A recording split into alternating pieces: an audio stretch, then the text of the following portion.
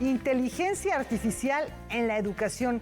De ello se habló en la Feria del Libro del Palacio de Minería. Y arrancamos un serial que habla de los discos emblemáticos que este 2025 cumplen décadas. Rafael García Villegas, qué gusto estar contigo. Se va a poner muy bueno el programa, grandes contenidos. El gusto es todo mío, Laura Barrera, amigos del auditorio. Bienvenidos a Noticias 22.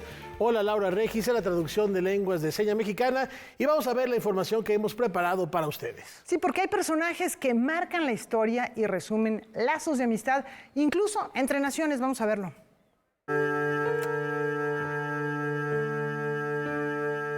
Un periodo de amistad y solidaridad entre naciones, el exilio español, estuvo marcado por múltiples historias.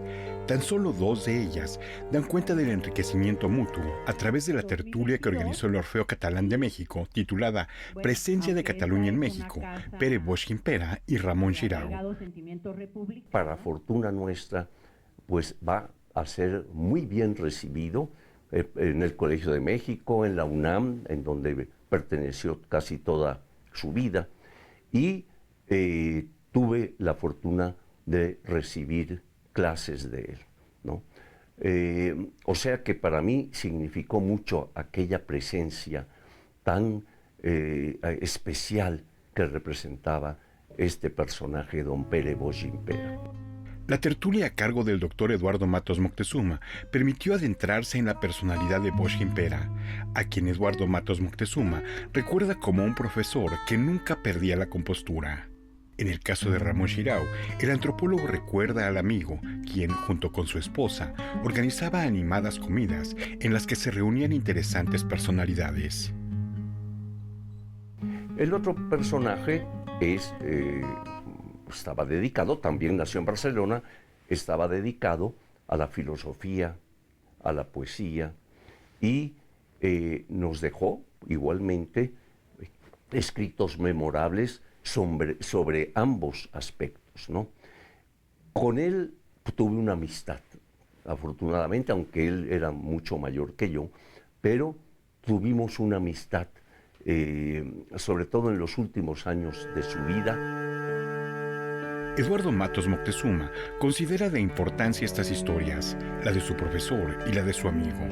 Historias que se han reconocido en México como parte de la contribución del exilio español y que se han empezado a conocer y reconocer más en España, particularmente a partir de la Ley de Memoria Histórica. En efecto, se está empezando a reconocer, aunque ya habían existido algunos, brotes de ese conocimiento hacia todas estas personalidades. Creo que es importantísimo que se sepa qué hicieron. Ellos traían su raigambre española o catalana, pero integrarse, que eso fue muy interesante, muy importante, integrarse a ellas sin perder su origen, que esto es otro punto que hay que destacar. Noticias 22, Víctor Gaspar. Detrás de una propuesta museográfica hay muchísimos actores. Sí, que ahora se reúnen para reflexionar sobre los desafíos y la trascendencia de los recintos culturales.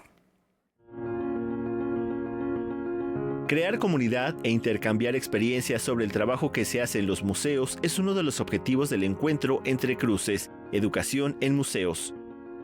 Vamos a poner sobre la mesa de diálogo qué ha implicado la educación en espacios museales que tienen que ver pues con museos universitarios, con museos de arte, con museos de arqueología, de antropología, que tienen que ver con nuestras historias, con nuestras esencias.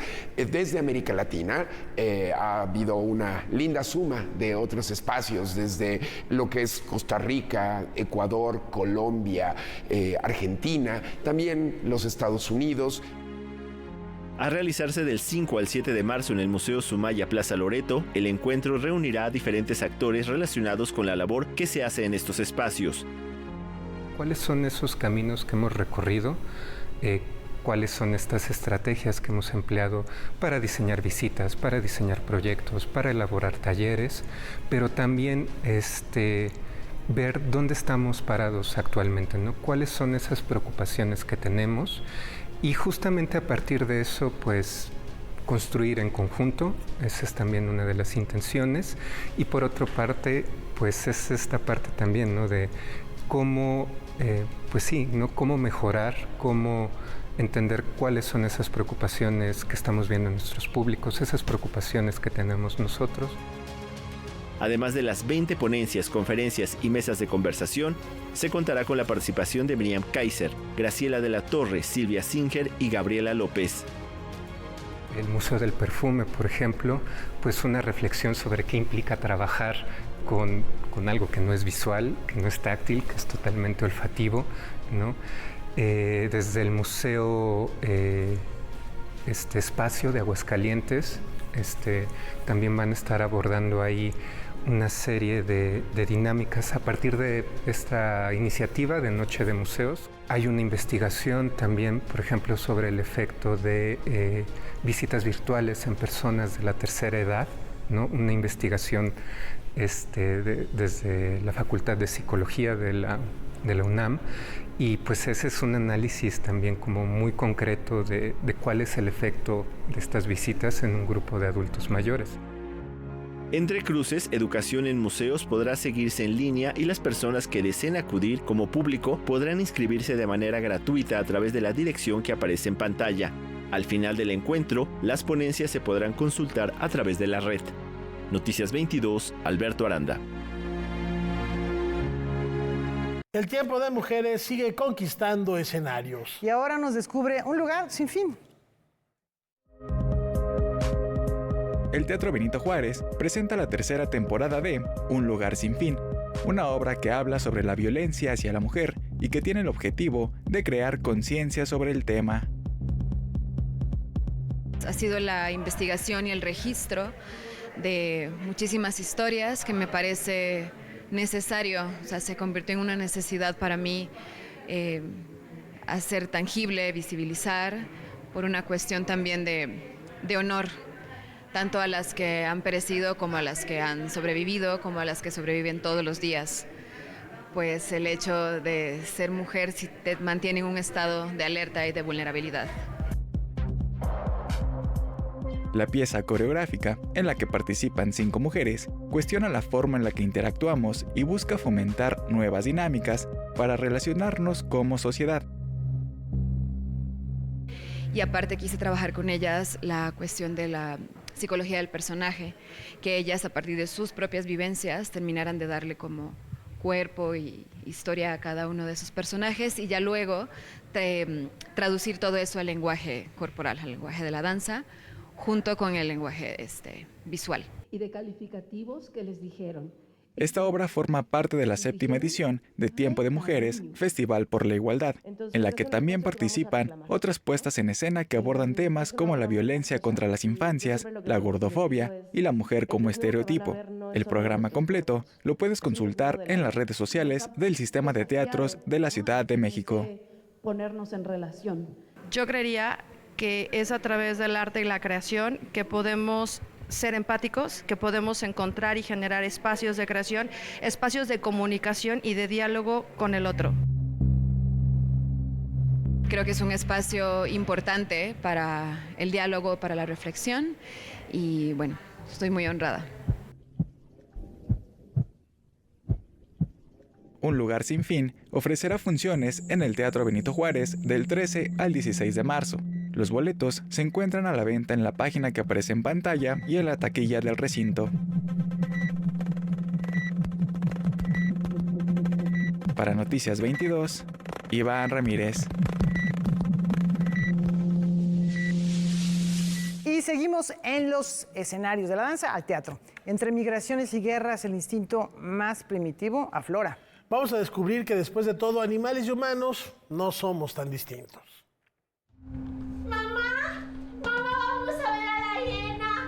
El Foro Shakespeare presenta el montaje Hiena, un monólogo escrito y actuado por Thelma Carrizosa que reflexiona sobre el vínculo humano-animal que tiene la sociedad.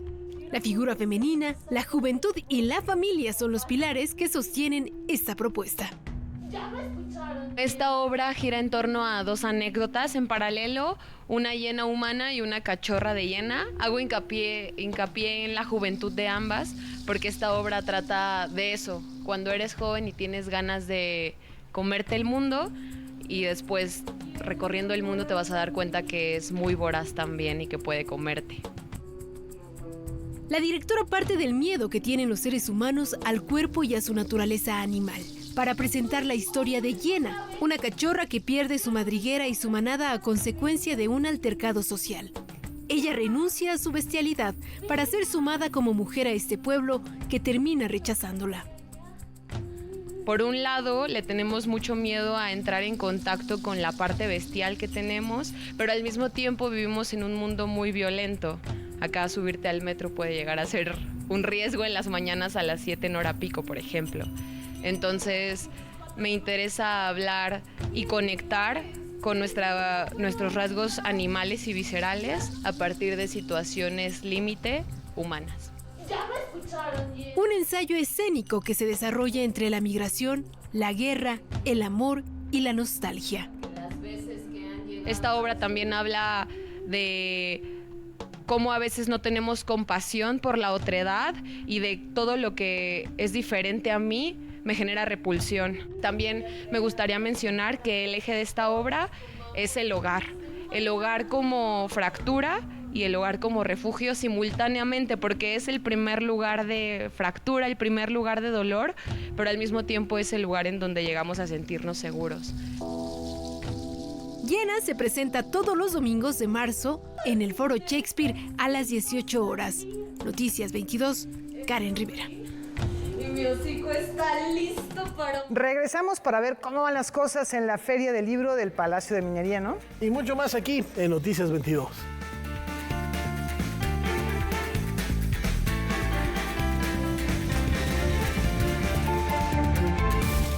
El PRI creó los programas sociales para que tuvieras acceso a la salud y una vivienda digna. Los hicimos crecer para que nadie se quede atrás. Los mejoramos para que cambiaran la vida de las próximas generaciones. Y ahora aprobamos que estén en la Constitución para que nadie te mienta diciendo que si llega otro gobierno te los van a quitar. Los programas sociales son tu derecho y el PRI los ha defendido por décadas, no solo por un sexenio.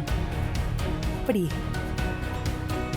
Yo soy Laura Sánchez Ley y soy parte de la mesa de opinión de Canal 11 y Canal 22. Todas las mesas temáticas de la semana que son por demás interesantes, tienen humanismo, historia, periodismo, medios públicos, bueno, todo lo que estaban esperando. De lunes a viernes a las 9 de la noche en el Canal 11 y en el Canal 22.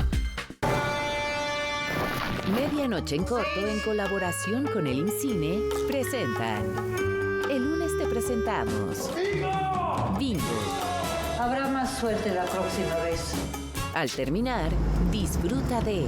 Te digo que no agarres... ¡No lo agarré! El Grifo. El martes, no te pierdas. ¡Esas fueron las últimas! La leche y el agua. Al terminar, el trompetista. Lunes 24 y martes 25 de febrero a la medianoche. En México estamos preparados para enfrentar cualquier reto. Con el programa México te abraza, recibimos a nuestras hermanas y hermanos repatriados con apoyos en salud, vivienda, educación, empleo y programas de bienestar. Y con el Plan México fortaleceremos la inversión, exportaciones, empleo y otras acciones para que la economía siga creciendo. Juntas y juntos seguiremos adelante defendiendo nuestra patria, la dignidad y derechos de todas y todos los mexicanos. Gobierno de México.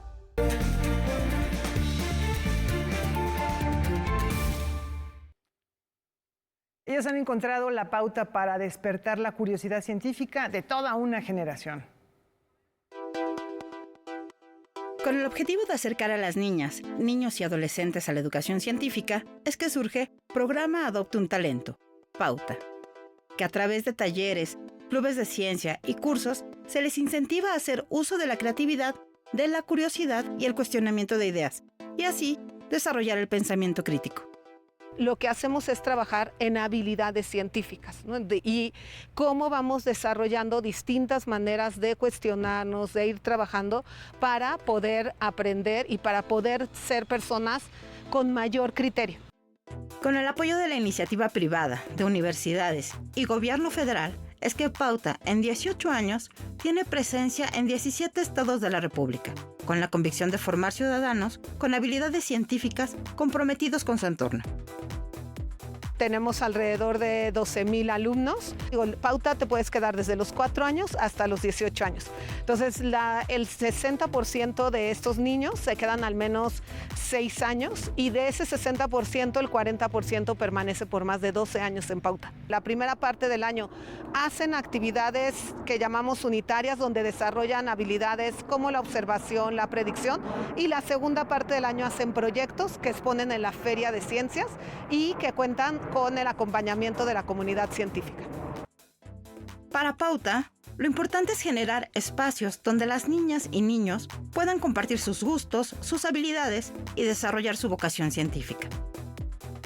Creo que el mayor logro es que encuentran un espacio donde son ellos y ellas, donde se encuentran con otros que tienen los mismos intereses y donde pueden ser plenamente lo que les gusta hacer. Así como hay otros que les encanta jugar fútbol o bailar o tocar un instrumento, pues aquí tenemos a los que les gusta investigar.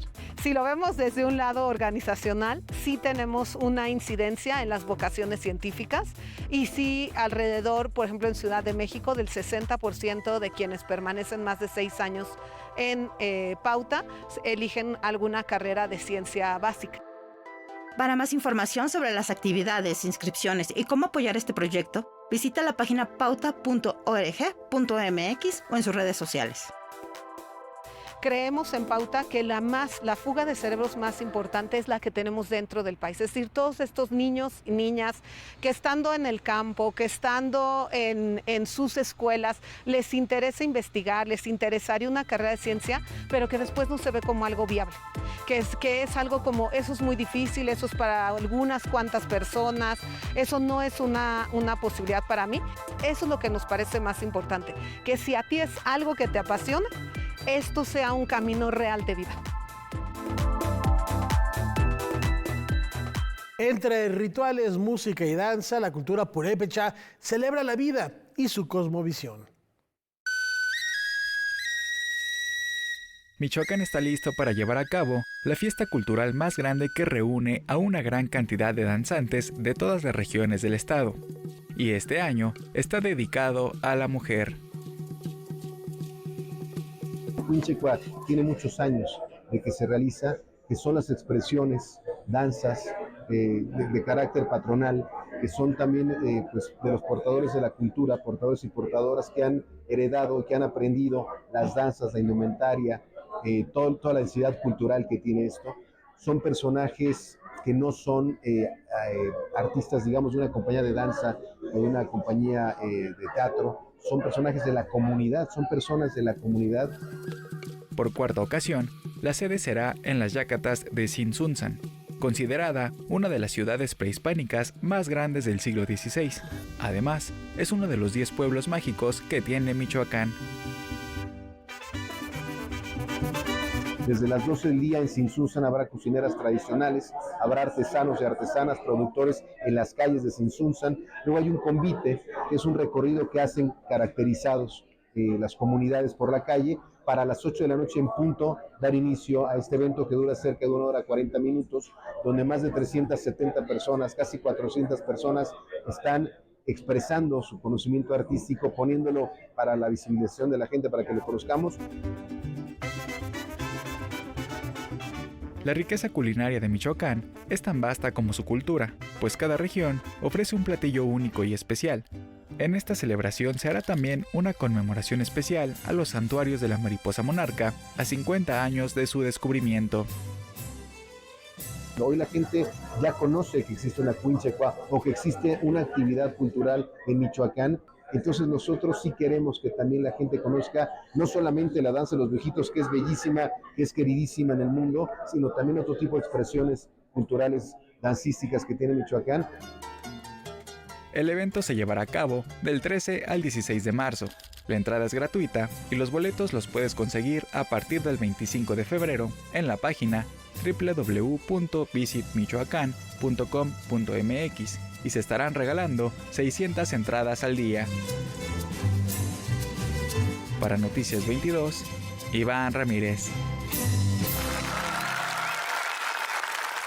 Hay arte urbano tan arraigado que muchas veces pasa desapercibido ante nuestros ojos. Un ejemplo claro son los rótulos. Los rótulos mexicanos son una ventana a la historia y a la cultura del país. Demasiado Fino es una exposición que muestra y apoya a artistas independientes que se dedican a rescatar este oficio.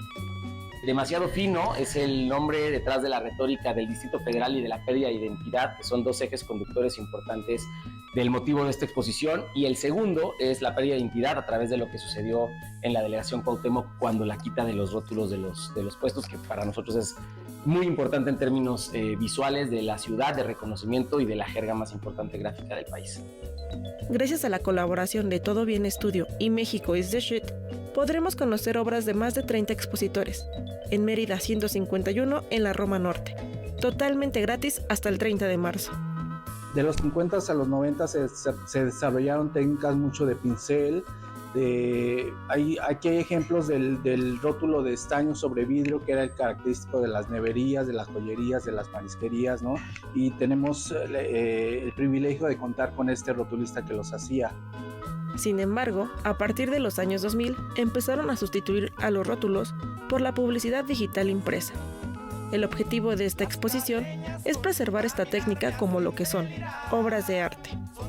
Se retoma esto con estudios como Todo Bien y algunos otros que también han sido como parte importante del crecimiento de este plan de comunicación, de enaltecer y dignificar este oficio y convertirlo, que es un poco el objetivo de esta exposición, en una percepción de obra de arte. Óleo, acrílico y pinceles son algunas de las herramientas principales para crear tipografías muy coloridas y adornadas. Esta tipografía gótica es muy característica del rótulo en México. Bueno, hay otros elementos como darle sombras, darles unas sombras interiores, el contorno, todo esto que le da vivacidad, color, ¿no? Dentro de, y que adorna, ¿no? Creo que somos muy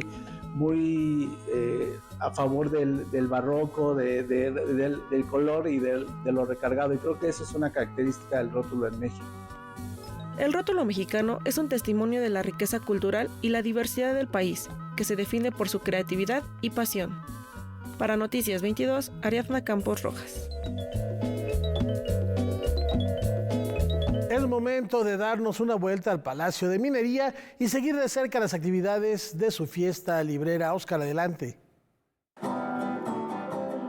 Así es, buenas noches, los saludo desde el Palacio de Minería, donde continúan las actividades de esta Feria Internacional del Libro. Esta tarde, en el stand de Oaxaca, se presentó una biografía de uno de los compositores más cantados de nuestro país. Me refiero a Álvaro Carrillo. Que hice con este libro, lo que quiero, o mi pretensión máxima con este libro, es dar a conocer a ese hombre que prácticamente ha pasado inadvertido como nombre ligado al sabor a mí. Todos la conocen, Se te olvido la conocen, pero no conocen quién la hizo. Primero, destacar dos cosas. Una, que Álvaro Carrillo fue un buen estudiante. Entonces, eso le ayudó a temperar todas las apuestas que estaban en su contra. ¿Por qué? Porque fue negro, relegado de una sociedad que estaba totalmente aislada en 1919 cuando él nace, y tercero, que además fue huérfano de padre y de madre. Entonces, decir cómo surge Álvaro Carrillo de todas esas apuestas en contra de vida, y de repente se muere y todos quieren esas canciones. Luis Miguel, Frank Sinatra, Duke Ellington, muchas gentes las empiezan a grabar. Además de dar a conocer la vida del autor oaxaqueño, la publicación narra anécdotas que dieron origen a alguna de sus composiciones. Por ejemplo, Sabor a mí, que nació de un reclamo de su mamá al ser besada por Álvaro Carrillo cada vez que el autor tomaba whisky. Hasta que en otra de esas mi mamá le dice, oye Álvaro, ya me estás emborrachando, ya tengo el sabor a whisky en los labios. Y mi papá le revira y le dice, lo que tienes es sabor a mí, no whisky, ¿no? Y entonces mi mamá, que se da cuenta de la frase, se la anota y le dice, hazme una canción con sabor a mí. Y de ahí surge una canción que prácticamente no ha dejado de cantarse, ¿no? Entonces ese era Álvaro Carrillo, un compositor de momentos, de ocasiones, que plasmaba sus vivencias solas de otro en poemas musicales. También tuvimos la oportunidad de platicar con la académica Hilda Bustamante, quien nos platicó de algunas ventajas y desventajas de la inteligencia artificial en la educación. Lo bueno de la inteligencia artificial es que también nos ha abierto caminos. O sea, hay cuestiones que se han desarrollado también en medicina, que en las investigaciones, o por ejemplo, lo vimos muy claro, por ejemplo, en la pandemia, el poder hacer esas redes de interacción con los investigadores. Hay cuestiones que también nos facilita, sobre todo, por ejemplo, en cuestiones terapéuticas, también en la medicina, en donde las cuestiones de robótica se hacen como implantes, y pues la gente de alguna manera puede también salir adelante, ¿no? Los coches, por ejemplo, para los minusválidos, que eso pues abre socialmente también nuevas oportunidades, eso sería positivo, ¿no? Detrás de todo esto son los equipos, también es la mentalidad, la ética del ser humano que tiene que ver mucho, porque las máquinas no se han creado solas. Son seres humanos muy inteligentes, pero que de alguna manera también empiezan a servir a determinados intereses. Entonces yo creo que ese es uno de esos peligros, los intereses que hay detrás de esto. El otro riesgo que yo vería con este tipo de equipos es que la gente como que se está aislando, y eso también de alguna manera es un peligro, ¿no? Porque el desarrollo humano tiene que ver con la interacción del propio ser humano con los otros, ¿no? Y con la resolución de problemas. También el no utilizar nuestras facultades, también eso es un peligro, ¿no? El que me haga la tarea y se lo llevo a la maestra, que una de las cuestiones que hay que impulsar muchísimo en todo ello pues es la ética. Los valores, todos estos equipos creo que pueden ser buenos, pero en función también de que se usen para una salud y para solucionar problemas. El año pasado en la FIL Guadalajara el premio a la novela gráfica lo ganó el título Lupe Lobo. Ese ejemplar se encuentra a la venta aquí en un sello de autores independientes especializados en esta corriente editorial.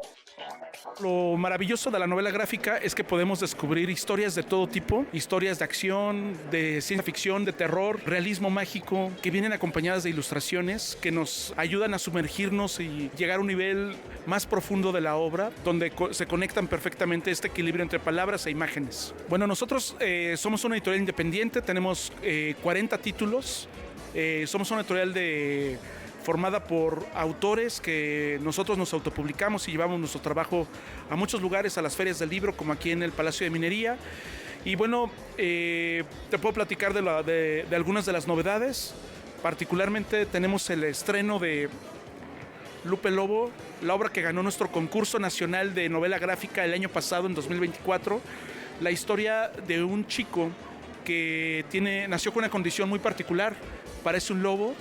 Sin embargo, es un niño normal, ¿no? Común y corriente, y toda su vida él va a buscar alcanzar la felicidad, a pesar de que la vida misma lo va a tratar de arrastrar hacia un entorno de violencia. Otro de los estrenos que traemos es que bueno, no es novela gráfica, pero es una colección de cuentos cortos de lucha libre, 25 cuentos cortos, en el cual participamos 15 autores. Esto sería Bendita Lucha Libre. Y por último, otro de los estrenos que traemos, esta es mía, es la novela gráfica Hermanos. Esta fue mi primera novela gráfica, y esta que tengo en mis manos es la edición de 10º aniversario.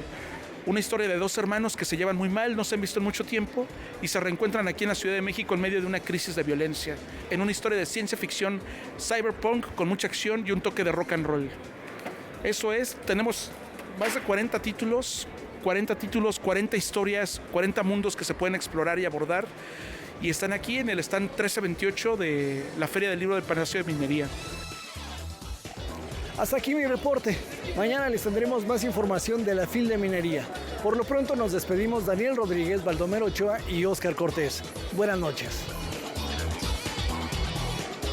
Antes de la pausa, les recordamos que en la zona arqueológica de Tlatelolco siempre hay una historia que ver, una historia que aprender, y por eso los invitamos mañana a aprovechar la noche de museos, que se pone la verdad muy bien, para conocer más sobre los templos redondos y acudir a la presentación de Tlaloc del Castillo de Teayo. La cita es mañana. Mañana a las 6:30. Recuerden que las actividades de las noches de museos empiezan alrededor de las 5 de la tarde y se extienden hasta pasadas las 10 de la noche. No solo aquí en Tlatelolco, sino prácticamente en toda la red de museos de la Ciudad de México. Uno puede encontrar bastantes ofertas y muchas muy veces atractivas, no solamente son las exposiciones, sino que hay un concierto, a veces también algún coctelito, porque no solamente son los museos públicos, sino también museos privados que se suman a estas actividades de la noche de los museos. Algún performance, alguna puesta en escena breve. Vale la pena darse una vuelta. Entonces mañana, que es miércoles, noche de museos, ahí está una de las alternativas. ¿Una pausa? Volvemos enseguida.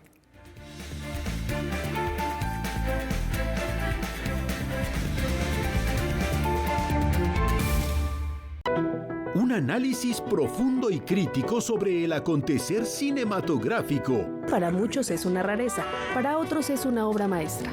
Creo que el cine es una herramienta poderosísima para podernos hacer ver, ¿no?, la realidad de otra manera. Esta actuación está increíble. Aquí, el séptimo arte es el principal protagonista.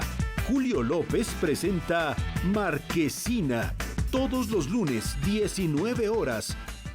En un hecho histórico en la Cámara de Diputados, reformamos la Constitución en materia de igualdad sustantiva. Con ello se garantizará el derecho de las mujeres a una vida libre de violencia, igualdad salarial entre hombres y mujeres y la paridad de género en la vida laboral del país. También establece la obligación en las instituciones de seguridad pública para que se rijan por el principio de perspectiva de género en la investigación de delitos. Cámara de Diputados, 66ª Legislatura, Soberanía y Justicia Social. Laura, Germán, Pablo y Eduardo presentan La Dichosa Palabra. ¿Por qué se cuentan ovejas para conciliar el sueño? Bueno, pues es una forma de meditar. Mi palabra favorita en este momento sería soñar. Y gentrificación es una palabra que no nos cuesta trabajo en español porque está formado ese neologismo con raíces latinas. La dichosa palabra es breve como su definición. Todos los sábados, 20 horas. Un espacio que busca ser un punto de referencia para los mexicanos. Azul Alzaga y Alberto Nájar presentan... Le doy la bienvenida a esta emisión. Azul, ¿cómo estás? Muy buenas noches, qué gusto acompañarte. Noticiero Punto de Referencia. Lunes a viernes, 22 horas, por Canal 22. La cultura se ve en todas partes.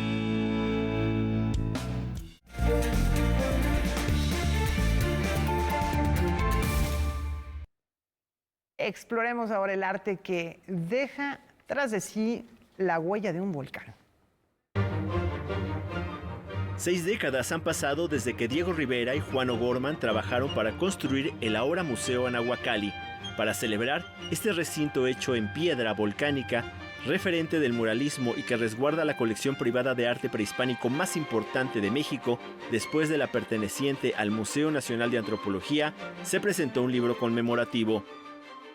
Daniel Vargas habla de cómo el Anahuacalli se volvió la casa de los ídolos de Diego, cómo se fue transformando, porque esta era una casa donde iban a vivir Diego y Frida.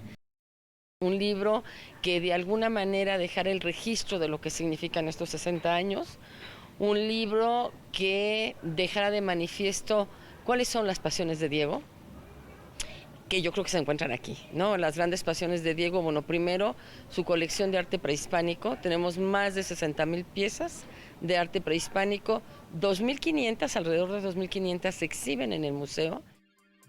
El muralista no pudo ver realizada esta obra porque falleció el 24 de noviembre de 1957. El recinto fue inaugurado el 18 de septiembre de 1964 por el entonces presidente de México, Adolfo López Mateos. Fue hasta el 2021 que el arquitecto Mauricio Rocha Iturbide amplió el recinto con el objetivo de ofrecer actividades académicas y culturales.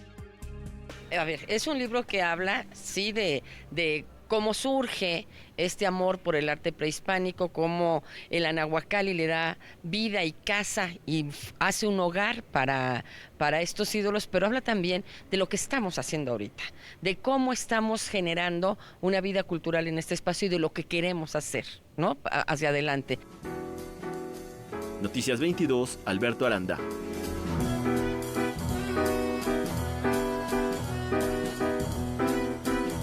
Hagamos ahora un viaje por nuestra memoria sonora y recordemos aquellos discos emblemáticos que en este 2025, en esta primera entrega de la serie, cumplen 60 años.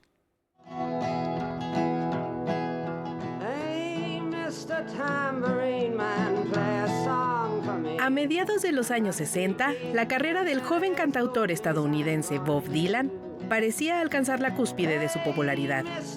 La prensa de su país lo consideraba el nuevo rostro del folk y otros tantos lo llamaban el portavoz de su generación. Él, sin embargo, se sentía incómodo con tales calificativos. Cansado de la dirección que tomaba su carrera, tomó la decisión de adentrarse en los territorios del blues y el rock and roll, sin imaginarse las repercusiones que eso tendría. Su transformación inició en 1965 con Bring It All Back Home, el primer álbum en el que incorporó instrumentación eléctrica y un contenido lírico de impronta surrealista que dejaba atrás la tradición de la canción de protesta.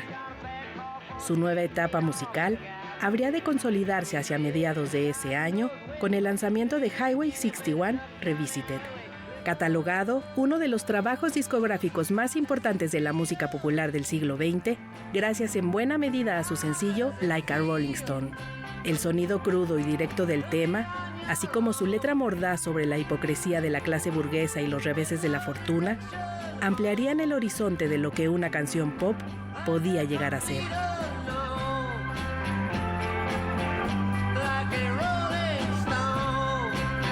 Su innovador enfoque lírico tendría una enorme influencia en The Beatles. Siguiendo la estela del poeta, el Cuarteto de Liverpool dio uno de los giros artísticos más extremos de su carrera, cuando en diciembre del 65, 4 meses después de haber publicado su álbum Help, produjo el aclamado Rubber Soul, un salto de madurez que reflejaba las nacientes preocupaciones existenciales de sus miembros mediante la incorporación de letras más introspectivas e instrumentos considerados exóticos.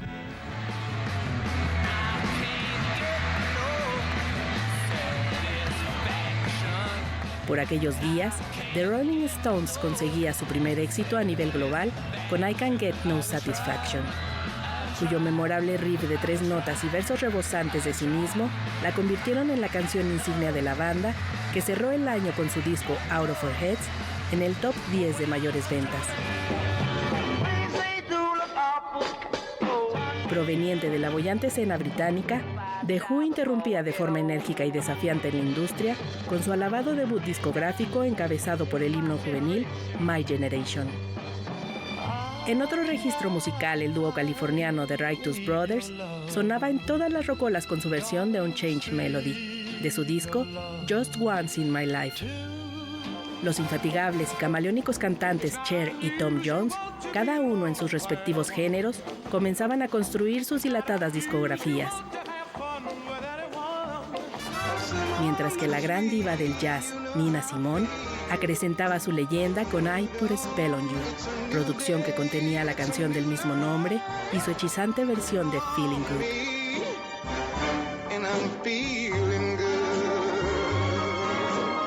Tenemos libros, vamos a ver lo que llegó al buzón de Noticias 22 esta semana. Las auroras montreales de Monique Prou. Una treintena de breves relatos nos acercan a la vida cotidiana de la capital quebequense con sus contradicciones, migración, historia, paisajes. Publica la Universidad Veracruzana. Concepción Beistegui, de Gloria Angélica Solchaga Moreno. Vida y obra de la benefactora del siglo XIX el Hospital del Exconvento de Regina y la Fundación para Ancianos forman parte de su legado. Publica Senado de la República del Estado de Guanajuato también. Rider, de Juna Barnes. Mediante recursos como la poesía, cartas o canciones, se narra la vida de la familia Rider, caracterizada por el patriarcado y la poligamia. Publicada originalmente en 1928, sufrió de censura. Publica Textofilia. Ahí están estas opciones, que no sé si se te antoje alguna, Rafa, pero bueno, pues ahí están disponibles. No, una, se me antojan las tres, sobre todo ver qué fue lo que provocó la censura hace 100 años, casi 100 años, y ver que seguramente será algo irrisorio el día de hoy. Bueno, conocer la vida de Concepción Beristáin me parece fundamental, porque muchas veces son hombres que tenemos muy familiarizados, escuchamos, tienen avenidas, tienen calles, y no sabemos quiénes son esos personajes detrás de las mismas. Hay una muy buena provocación, pero las constelaciones, las de Montreal, yo me quiero ir a vivir a Montreal. Sí, entonces, qué belleza, ¿eh? Conocer a través de sus relatos breves cómo es este lugar canadiense valdría la pena. Muy bello sitio. Y bueno, pues ahí están las posibilidades de lectura para toda la semana y más. Excelente, gracias Laura. Y mientras tanto les platicamos que el Franz Mayer ya tiene lista su agenda para este 2025, así que vayamos preparando también nuestra agenda personal para no perdernos la rica y variada oferta de este recinto. Seguimos con la parte de foto, que sabemos que además de ser una de las grandes pasiones de... Para comenzar el año, el Museo Franz Mayer develó en lo general su programa expositivo de todo 2025, año en el que se toman como ejes fundamentales la diversidad, el género, el diseño y la cultura pop. Creo que los museos somos cajas de resonancia en relación a las personas que habitamos el mundo y las inquietudes, las preguntas, ¿no? A mí me parece que es mucho más importante en estos días el generar preguntas que buscar dar respuestas como fueron los museos antes, ¿no? Y esta artista nos va a presentar bordados. Serán 13 momentos los que marcarán el calendario del Franz Mayer. El 29 de enero, por ejemplo, se abrirá Bordar el Fuego de Marta Moreno, artista que desde la técnica del punch needle reinterpreta las primeras ilustraciones de los fuegos artificiales. A partir de febrero, una muestra se dedicará al trabajo de los diseñadores de moda puertorriqueños detrás de la firma Antonio López y Juan Ramos. En paralelo, el museo abrirá su colección de grandes maestros del grabado europeo con la exposición Imprescindibles. Un museo es como cuando leemos un libro, no leemos 12 libros iguales al año, sino que buscamos que cada uno de ellos muestre una historia distinta, con distintas voces y distintas realidades. Dentro de este cuerpo de exposiciones también se incluyen hacia el mes de junio una colección de 97 piezas de los artistas franceses Pierre and Gilles. En julio, la 26ª muestra del World Press Photo en México y en octubre, por primera vez, nuestro país verá en vivo las imágenes del fotógrafo neoyorquino Rodney Smith. En sintonía con la muestra de 31 minutos del año pasado y en un intento por abrir las puertas a diferentes públicos, en agosto de este año se abrirá Del Mito al Manga, en colaboración con el Museo Victoria and Albert de Reino Unido. La decisión de anunciar el programa expositivo desde el primer mes es, en palabras de Giovanna Jaspersen, un regalo de reciprocidad a la cercanía que se ha tenido con las audiencias de los últimos años. Compartir es parte de también una nueva lógica en la gestión cultural, que ya no tenga que ver con estos procesos como de oscurantismo, de no compartir el programa, que no se diga nada, sino de alimentar justo el que la información fluya, que formen parte del proyecto, que sepan lo que estamos construyendo. Que está dando la vuelta al mundo, que también Para Noticias 22, Rodrigo Peredo. Y creemos que en pocas ocasiones vemos el. Regresamos con mucho más. Esto es Noticias 22, ya volvemos.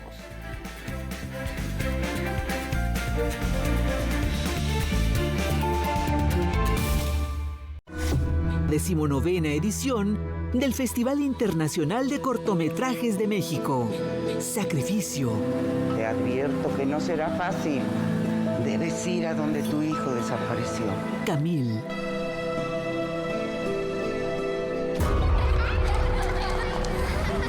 Nahui Olin. Creo que el calor nos ayuda mucho a nuestro espíritu, a nuestra alma, a nuestra aura, a nuestro cuerpo. Misión Mudanza. Diarios alienígenas de un mundo absurdo. Shorts México. Episodio de estreno. Martes, 23 horas. Tratos y Retratos cambia de horario. Eso es fantástico. Nuestro maestro es la naturaleza. Disfruta de las entrevistas que Silvia Lemus tiene con grandes personalidades de las letras, la cultura y la política de todo el mundo. La inspiración te visita, surgen obras maravillosas. Tratos y Retratos. Nuevo horario. Todos los jueves, 19:30 horas. Por Canal 22. La cultura se ve en todas partes. Canal 22 presenta una selección de cortometrajes de la 6ª muestra de cine en lenguas originarias. Tuxtal Tiche. Ya es que estoy sin lograr escuchar día, pero tagging kann ich más día por día. Meteorito.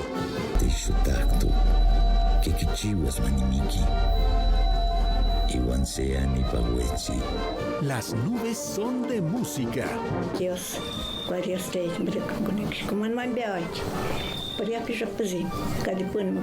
Día Internacional de la Lengua Materna. Cinema 22. Miércoles, 23:30 horas. Por Canal 22. La cultura se ve en todas partes.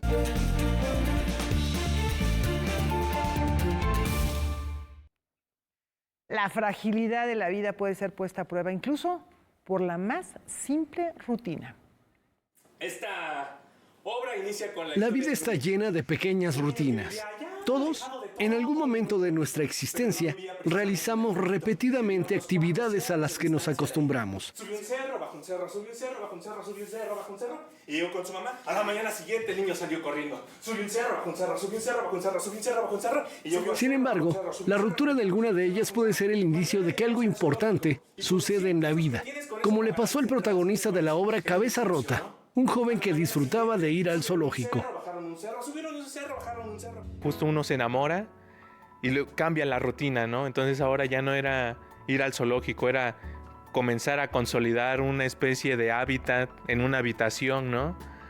Y después como este hábitat comienza a evolucionar y se transforma en una nación, en una república, ¿no? Y pues a veces estos proyectos fracasan, ¿no? Y pues uno regresa a la otra rutina, ¿no? Este unipersonal, escrito y dirigido por Cecé Figueroa, está inspirada en las imágenes que le provocó el poema Ojalá el gobierno me diera una beca, de Gerardo Arana, así como su experiencia tras sufrir un grave problema de salud. Pero de repente en este vaivén, ¿no? de cambios, hay algo que pues es un cambio más drástico, ¿no? En el cual justo la convulsión le detona ir ahora a hacerse estudios, a hacerse chequeos, ir al doctor, ¿no? A que le diga cómo está, hacerse electroencefalogramas, ¿no? Entonces, cómo de a poco va cambiando todo esto. Ambos contrastes de la vida se combinan en esta propuesta escénica que se desarrolla entre lenguajes documentales y ficción. Busco justo hacer como hasta cierto punto una especie de collage en el cual puedan coexistir estos diferentes mundos a partir de la música, el texto, ¿no? Que también tiene cierta poetización, ¿no? Las acciones que genero dentro del espacio a partir de movimientos dancísticos y no. Esta pieza, que aborda la fragilidad de la vida, se presenta los miércoles y jueves en el Foro La Gruta del Centro Cultural Helénico. A mí lo que personalmente me gustaría que el público se llevara después de ver la obra es hacer lo que quieran, ¿no? Hacer algo con lo cual se sientan llenos, algo que los haga feliz. Esa es una de las cosas que deseo que la gente se lleve después de ver la obra. Noticias 22, Óscar Cortés. No es secreto que cada sociedad percibe su historia de una manera distinta, pero ¿podrá el arte ser la herramienta para unificar estas perspectivas? El Museo Universitario Arte Contemporáneo presenta Un descenso al paraíso, de Caderatia, una exposición en la que el artista francés aborda distintas perspectivas entre la colonialidad y la historia moderna. Ati es un artista que tiene la peculiaridad de que enlaza estas críticas, primero con un espíritu de confianza y de gran apertura, sin ninguna clase de resentimiento, pero por otro lado con una especie de erudición constante. Nunca va sobre un tema de manera sencilla y directa, sino que más bien entresaca de los detalles de la historia y del arte una serie de ideas complejas. La muestra se compone de videos, imágenes y esculturas restauradas que simbolizan la cicatrización de las laceraciones que las entidades políticas han provocado a la sociedad. Sin embargo, siempre insiste en explorar un concepto, el concepto de la reparación. No el concepto occidental de la reparación como el intento de que no quede rastro de la herida y del trauma, sino más bien de la manera en que podemos pensar la forma en que culturalmente y psicológicamente y políticamente abordamos el trauma tanto como un elemento que produce efectos, algunos muy violentos e indeseados, pero también como un campo de creatividad e invención. Un descenso al paraíso estará en la Sala 9 del MUAC hasta el 4 de julio. Creo que es importante a la gente que cree que el arte contemporáneo no existe de manera experiencial, que la vean. Pero sí, yo creo que es una muestra que conjunta un enorme poder intelectual, pero también una gran sorpresa sensible. Para Noticias 22, Iván Ramírez. Ana Clavel nos invita a reivindicar el placer mientras seguimos la memoria de la piel. La literatura no es nada más lo que se cuenta, sino cómo lo expresas, cómo usas el lenguaje, que es pues tu herramienta primordial. Y por ahí se dan entonces los juegos de palabras, las etimologías, el que la frase suene como en un eco sensual, ¿no? Y que se te quede también dando vueltas en el interior y que de pronto pues te revele algo más, ¿no? Autobiografía de la piel es la más reciente novela de Ana Clavel. Publicada por Alfaguara, esta obra se nos presenta como una propuesta reivindicativa del placer. A mí se me ocurrió de pronto trabajar a la piel como un personaje protagónico que valía la pena darle voz, pero también que fuera capaz de reflexionar sobre el mundo y sobre sí misma y que estuviera dotada de ese cruce metafórico entre lo físico y lo reflexivo. Y en particular está pues un nivel vivencial, testimonial de una escritora que se llama Ana Clavel, a la que yo no conozco, y que de pronto habla de sus propios libros donde justamente ha trabajado el tema de la piel, del cuerpo, del deseo y sobre todo el registro del placer como un derecho legítimo para convertir el paraíso en algo propio, ¿no? A través de la novela, Ana Clavel toca temas como las arrugas, las lesiones, la sarna, la violencia, las cicatrices e incluso el fantasma del incesto, pero no como víctima, sino reivindicando el deseo y el placer. La protagonista, tanto la piel como su habitante, reconocen el disfrute, ¿no? Que lejos de ser víctimas fueron cómplices y disfrutaron, ¿no? Entonces se apropia de sus deseos y se apropia del placer, que es algo que parece que está prohibido, ¿no? O sea, aparentemente estamos en un ambiente donde todo es posible, pero la moral puritana detrás de que si hay deseo o si hay placer, entonces es pecado, eso sigue siendo vigente, ¿no? Noticias 22, Alberto Aranda. En esta época de desarrollos tecnológicos, algunos románticos aún buscan instrucciones para volar.